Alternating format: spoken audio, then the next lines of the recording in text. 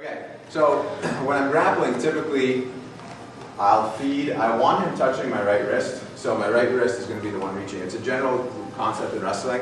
If I'm in my stance right here, my front leg is going to always stay protected. This I'm staying at home, right hand, elbow tight, staying protected.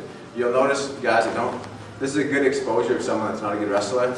You'll see do that. The lead leg arm is going to reach.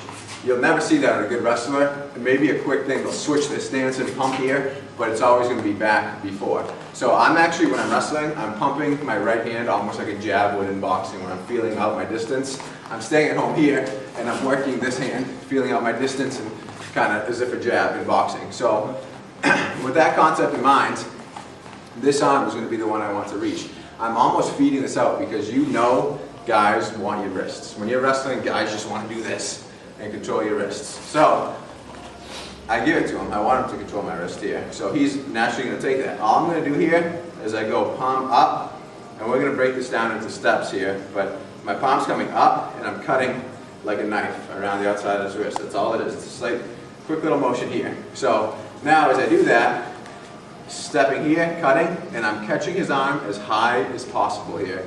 This is junk.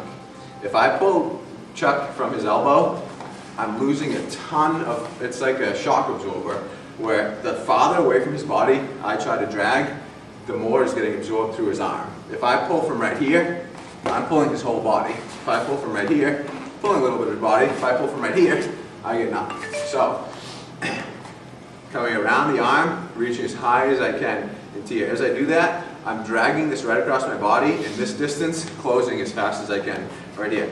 Boom, chest to chest, right here.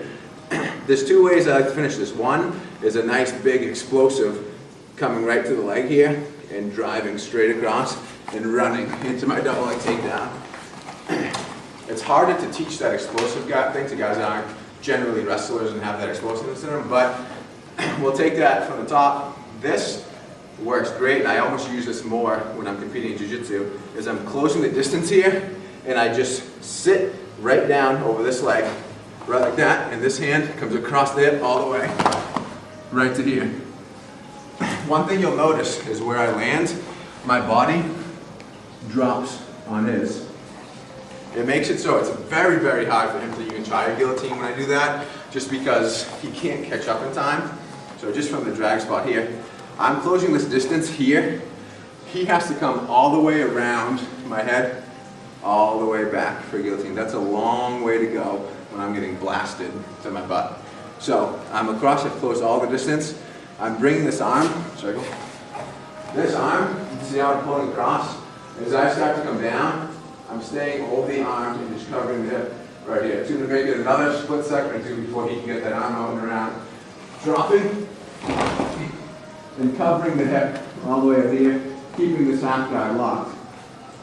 When I drop, I don't follow him high. I don't want to land here as much as I want to let his body sink and come here into the half guard. So one more time, we'll do it from this angle so they can see the other side of it. I'm feeding Chuck my wrist, up, in.